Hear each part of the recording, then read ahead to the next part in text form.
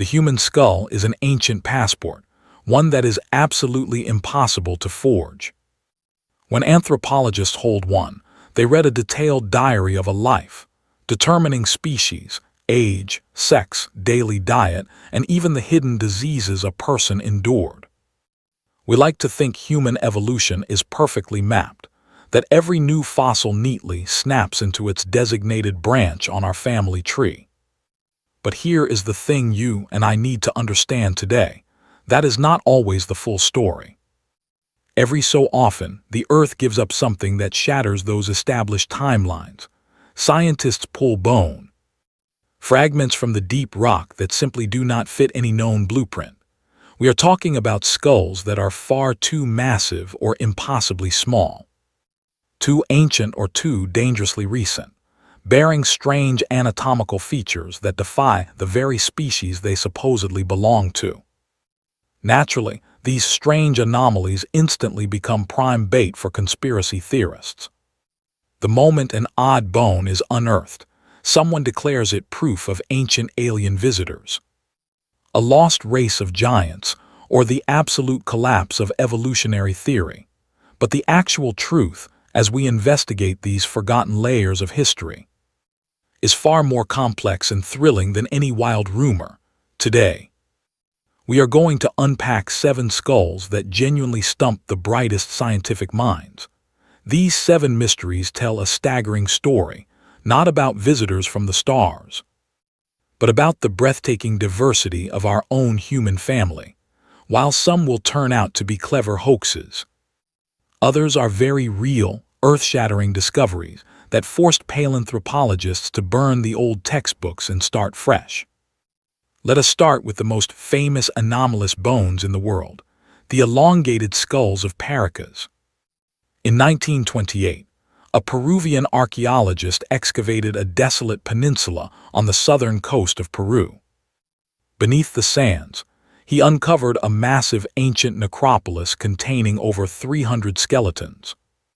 The burials were roughly 3,000 years old, but the impossibly stretched shapes of their skulls stopped him in his tracks. They were so jarringly unnatural that, even today, photographs of these remains are widely circulated as the ultimate proof of ancient mysteries. They serve as a brilliant test case for how you and I should investigate the truly unknown, neither blindly believing the local legends, nor hastily denying the physical evidence right in front of our eyes. Honestly, it is easy to see why these images cause such a visceral reaction. The bone tapers into a drastic cone shape, pulled sharply backward and upward, making them look exactly like terrifying aliens from science fiction. The mystery deepened in 2014, when an independent researcher published preliminary genetic test results. He claimed an unnamed geneticist discovered mitochondrial DNA mutations that did not match any known human, primate, or animal on Earth. The internet completely exploded overnight. Headlines screamed from every corner of the web, declaring the Paracas skulls were absolutely not human. Millions were convinced they were looking at the preserved remains of extraterrestrials, strange alien hybrids, or the lost descendants of Atlantis. Let us examine the physical evidence together. Artificial cranial deformation is a well-documented practice, found on virtually every inhabited continent. While an infant's skull is still soft, tight bandages or heavy wooden boards are firmly strapped to the head. Through years of constant pressure, the growing bone is forced into a stretched shape. Ancient cultures endured this process for various reasons, as a marker of elite social status, a sacred religious ritual, or an extreme aesthetic ideal. But here is the critical biological detail we must remember. This deliberate binding only changes the outer geometry of the head. It never alters the brain's internal volume, nor does it increase the overall weight of the skull itself. That physical limitation is the absolute key to unraveling the entire mystery of Paracas. Proponents of the alien theory constantly claim the Paracas skulls are 25 percent larger in volume and 60% heavier than a normal human head. If true, head binding could never explain it. However, when researchers placed these mysterious skulls inside modern medical scanners, the digital imaging told a completely different story.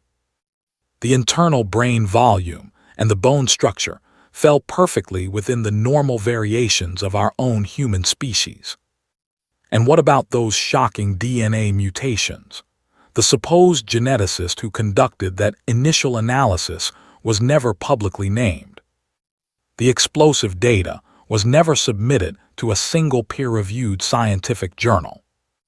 As for the man driving the internet panic, to put it mildly, he holds absolutely zero standing in the rigorous academic world. When legitimate laboratories eventually conducted their own DNA sequencing, the shadows of doubt were fully cleared away. The results confirmed these skulls belonged to human beings, carrying genetic markers typical of ancient South American populations. There were no stranded aliens in the desert, only an intense, admittedly unsettling cultural practice of body modification. But our investigation is far from over. We are leaving Peru and traveling deep into Mexico, tracking down another legendary artifact marketed explicitly as undeniable proof of extraterrestrial life. This is the infamous Starchild skull. According to the local lore, back in the 1930s, a teenage girl wandering through an abandoned mine shaft near the treacherous Copper Canyon stumbled upon two mysterious skeletons quietly resting in the pitch-black dust.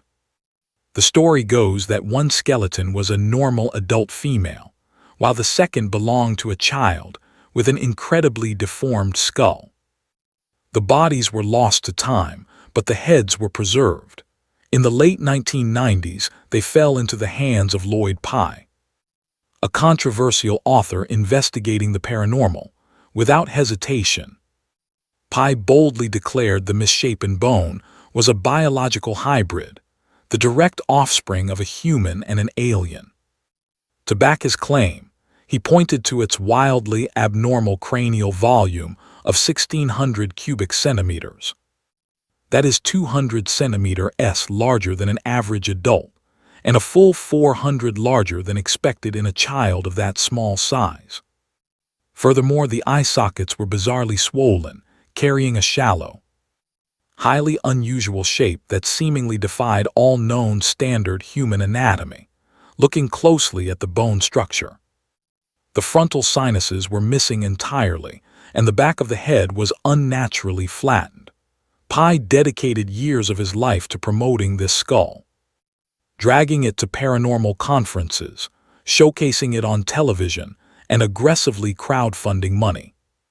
His ultimate goal was to finance a DNA test that would prove the child's father originated from beyond the stars. But when the scientific results finally came back, they completely shattered his extraterrestrial narrative. The mitochondrial DNA revealed the mother belonged to a genetic group entirely typical for Native American populations. Worse still, the nuclear DNA extracted from the bone clearly showed both an X and a Y chromosome. The mysterious child was a human boy, and that crucial Y chromosome could only have been inherited from a purely human father. Pye argued the lab's struggle to extract nuclear DNA proved an unearthly origin, but look, degraded genetic material is merely a standard hurdle when testing ancient bones.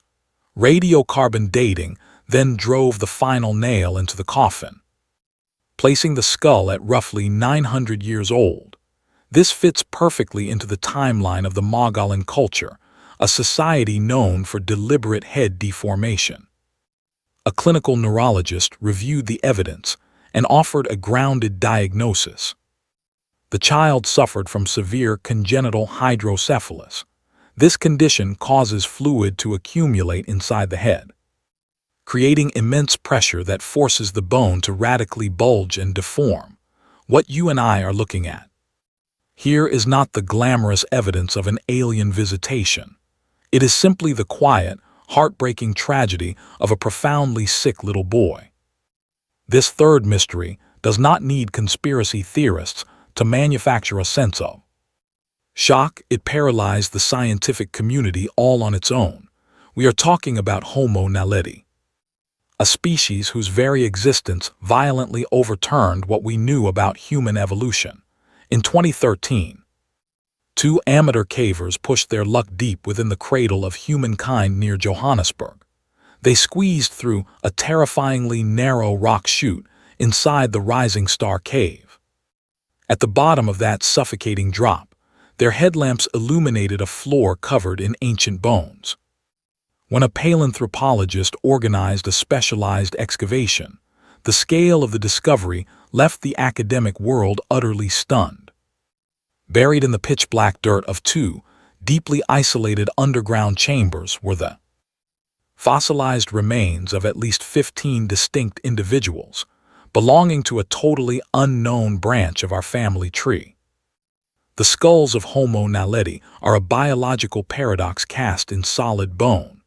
Their brain volume measures a meager 465 to 610 cubic centimeters, which is roughly the size of a chimpanzee's brain, with a capacity that tiny. This species absolutely should have been incredibly primitive, yet the internal skull structure revealed a brain shape, lobe asymmetry, and complex frontal region that looked undeniably human. Their hands were heavily adapted for manipulating tools, and their feet designed for confident upright walking. Even their teeth grew on a slow schedule, mirroring modern humans rather than wild apes. But the most staggering detail of all came when the fossils were analyzed. Advanced dating techniques proved that Homo naledi walked the Earth a mere 236,000 to 335,000 years ago. Before this discovery, scientists were certain that small-brained hominids had died out millions of years ago, surrendering the Earth to their big-headed relatives. Yet here was undeniable proof of a species walking around with a brain the size of an orange, surviving side by side with our direct ancestors. When the dating results were published in 2017, a shockwave ripped through the scientific community. Based on the primitive skulls, researchers expected an age of 1 to 2 million years. That immense age would have neatly placed Homo naledi at the dawn of the human genus, but 300,000 years. In evolutionary terms, that is practically yesterday. During that exact same period, early Homo sapiens were already roaming the African continent, surviving with brains 3 times larger than the strange creatures hiding deep in those subterranean caves. The sheer age of the fossils is only half the mystery. The bizarre placement of those bones pushed researchers toward a chilling hypothesis. Homo naledi was deliberately burying its dead. To reach that chamber, you must squeeze through a tight chute, less than 25 centimeters wide, sliding down 30 meters in absolute darkness. No wandering creature could end up down there by accident. Geologists confirmed no ancient floodwater washed the bodies into the pit, and there are 0 tooth marks from dragging predators. When you eliminate the impossible, the only logical conclusion is unsettling. Someone intentionally carried their dead through the pitch black to hide them. Until this discovery, the act of deliberate burial was heavily considered the exclusive domain of large-brained, highly advanced species like Neanderthals and modern humans. If this theory holds true, Homo naledi proves that complex behavior does not actually require a massive brain. This shatters the old model equating a bigger brain with a smarter species. It fits the framework of evolution. It simply makes our history far more chaotic. The burial hypothesis remains fiercely debated, and not every expert accepts it. However, the mere physical existence of this hominid surviving so late is already a staggering discovery. Now, stick with me as we examine our fourth mystery: the strange legend of the Boskop Man. This case perfectly shows how a real scientific excavation can mutate into a wild myth about a lost race of hyper-intelligent superhumans. It all started in 1913, near the town of Boskop in South Africa, when workers unearthed strange fossilized skull fragments possessing an unusually massive brain case. When scientists pieced the fractured bone together, initial estimates calculated a staggering internal volume of 1,900 cubic centimeters. For perspective, the average modern human brain hovers around 1,350. This extraordinary find generated a firestorm of global interest. Early 20th century anthropologists were so convinced by the anomaly, they categorized the Boskop Man as a distinct human species. They suggested a forgotten race of enormous-brained individuals once dominated Southern Africa, a mysterious people vastly more intelligent than us. The legend refused to die. In 2008, two neuroscientists published a book titled Big Brains, pushing the theory further. They boldly speculated these ancient Boskops possessed an intellect vastly superior to our own, hypothesizing that expanded frontal lobes gave this lost race a level of abstract thinking we literally cannot begin to imagine. The problem with the Boskop myth is that it rests entirely on fragments, pieced together using methods that belong in the dusty archives of the past. When modern paleoanthropologists T.S. finally blew the dust off these remains and ran a proper audit, their conclusion was cold and absolute. There is no separate Boskop species. These skulls belong to ordinary Homo sapiens. If you measure them correctly, their volume sits right at the upper edge of perfectly normal for human beings. We see people with larger-than-average skulls walking around our cities today. Nobody stops them on the street to ask if they are ancient supermen. We look at the past through a lens of desperate wonder, but the truth is usually much more grounded. Let us look at this piece by piece, shall we? The fatal mistake made by early researchers was a classic case of seeing what they wanted to see. They took isolated fragments of bone and extrapolated an entire, massive skull, wildly inflating the numbers. Anthropologist John Hawkes published a devastating critique of this big brain hypothesis. He made it crystal clear that there is zero scientific basis for treating the Boskop remains as a distinct population. It stands as a cautionary tale of how easily a simple statistical outlier can be twisted into a global sensation. Yet the myth of a hyper-intelligent, large-brained race of superhumans was simply too seductive to fade away. It still haunts the pages of forbidden archaeology books and echoes across the internet. You hear the same rhetorical questions whispered in the darker corners of the internet. What if a race vastly smarter than us once ruled the earth? And what if someone is trying to keep it a secret? The answer dismantles the entire premise. A massive brain does not equal a massive intellect. For modern humans, brain volume swings wildly anywhere from 1,000 to 1,800 cubic centimeters. This physical difference has almost no connection to actual intelligence.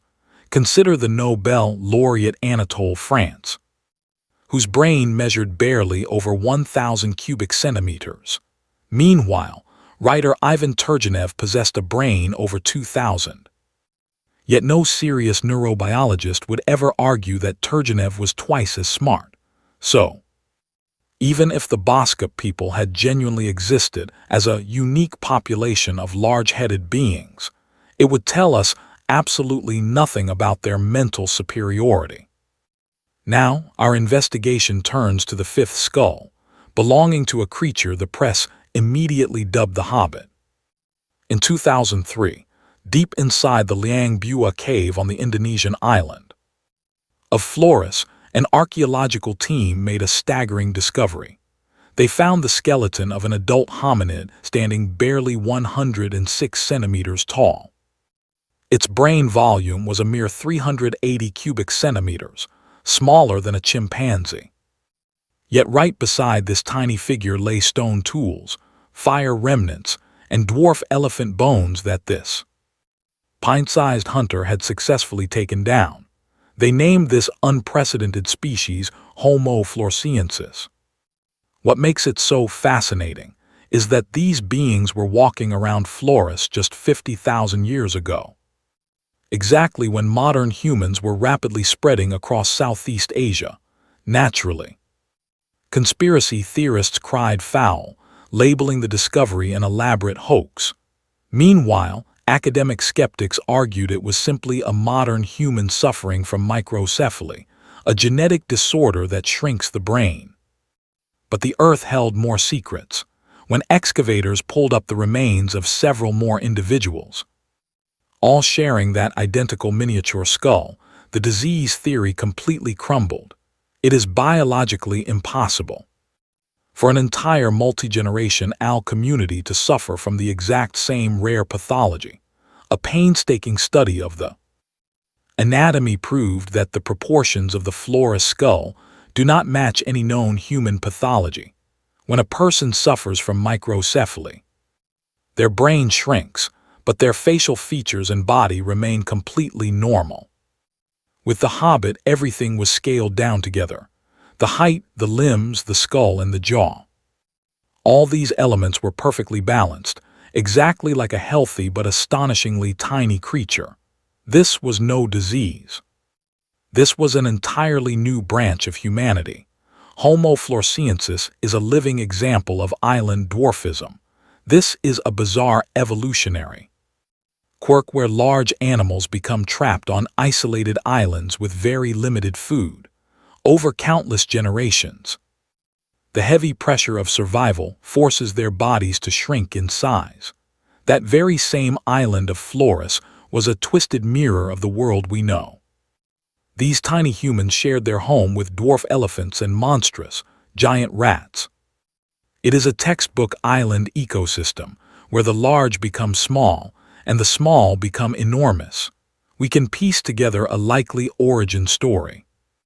Hundreds of thousands of years ago, a wandering group of Homo erectus somehow washed ashore, perhaps clinging to a massive raft of tangled vegetation swept out to sea by a violent storm.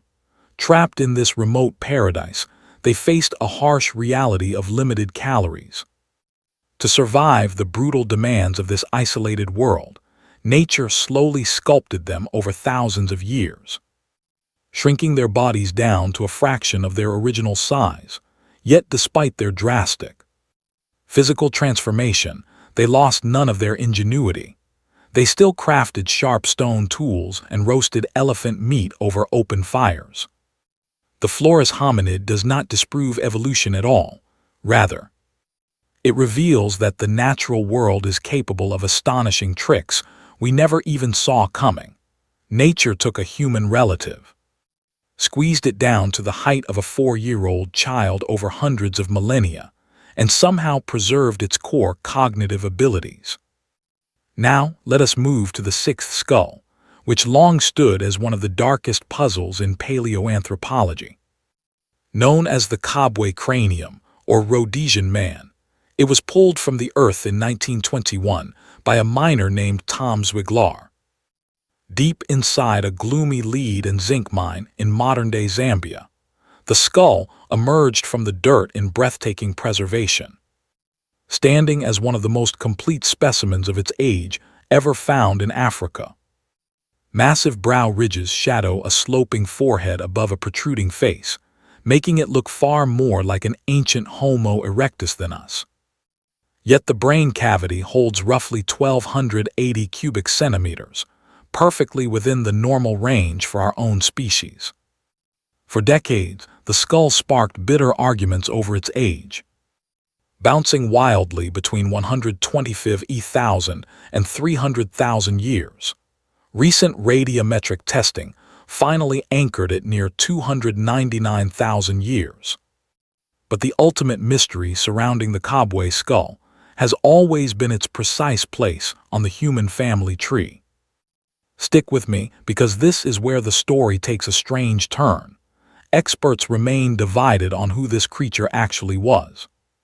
Some researchers classify it as Homo heidelbergensis, the rugged common ancestor of both Neanderthals and us. Others insist it deserves its own distinct species name entirely.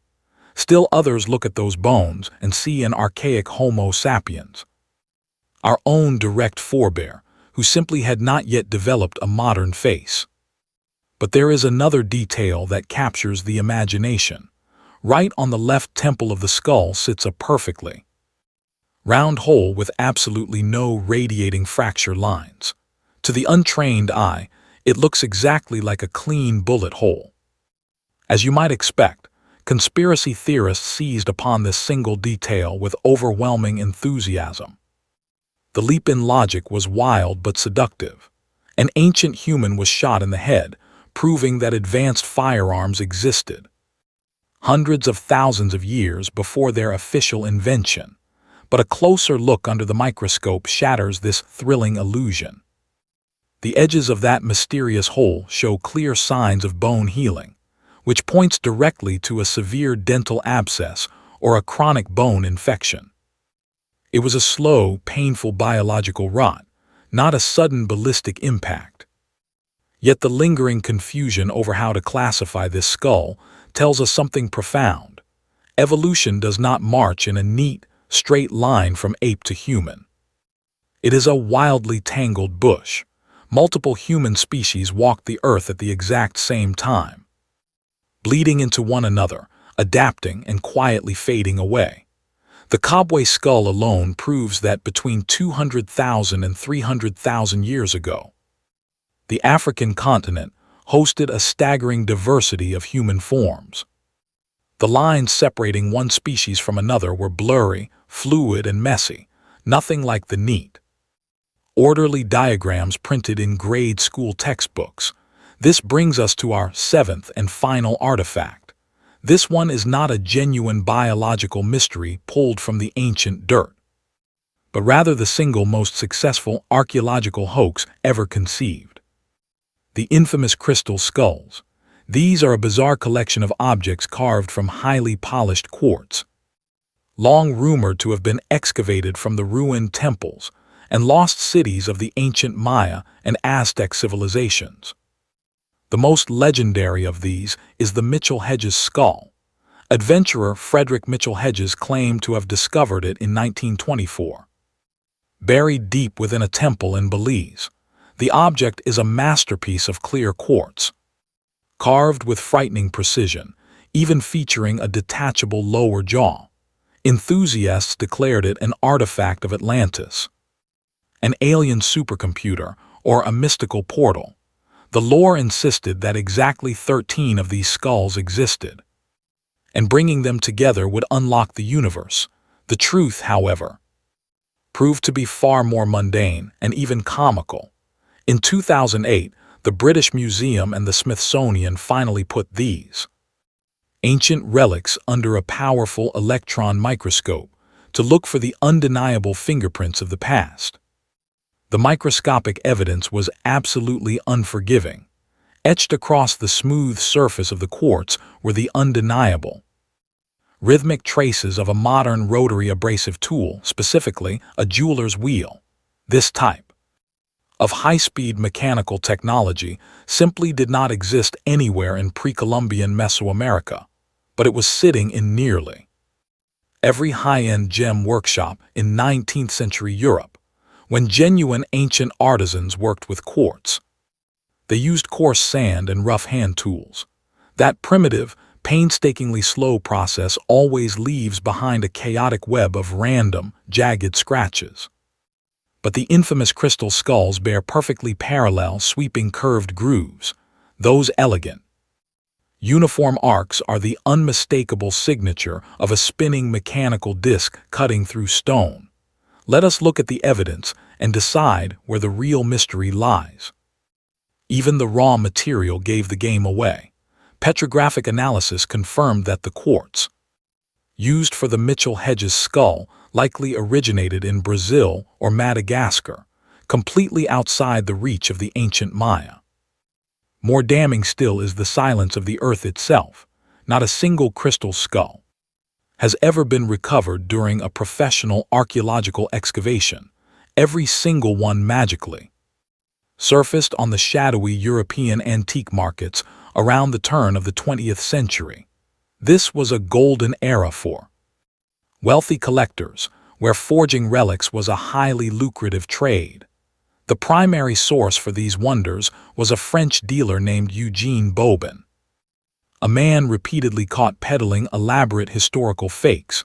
Several celebrated crystal skulls passed directly through Bobin's hands, including the prized specimens sitting in London and Paris.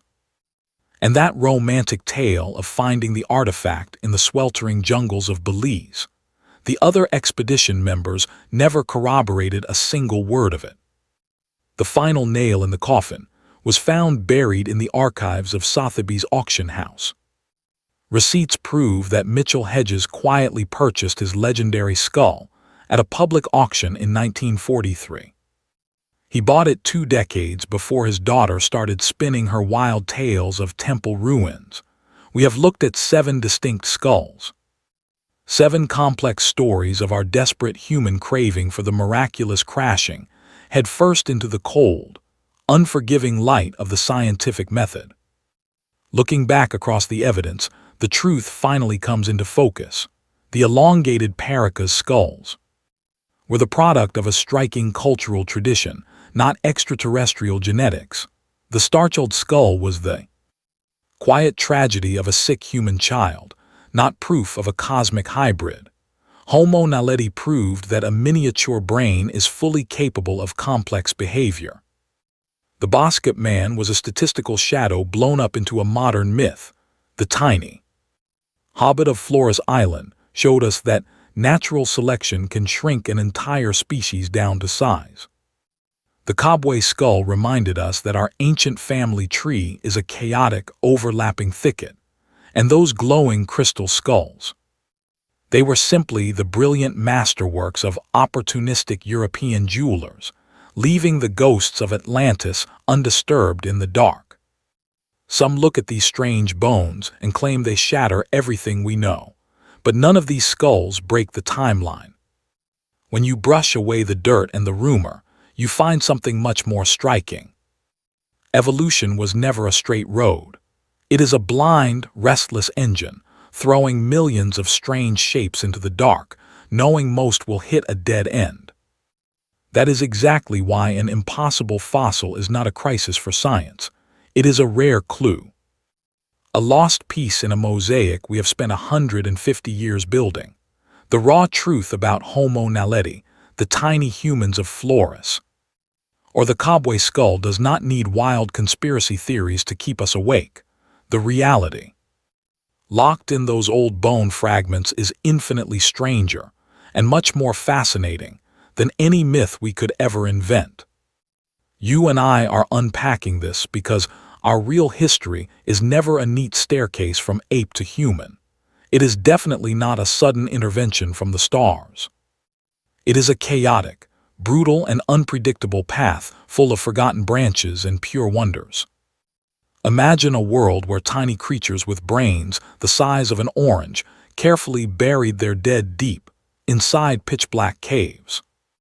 Picture a lost island where dwarf humans fashioned spears to hunt miniature elephants.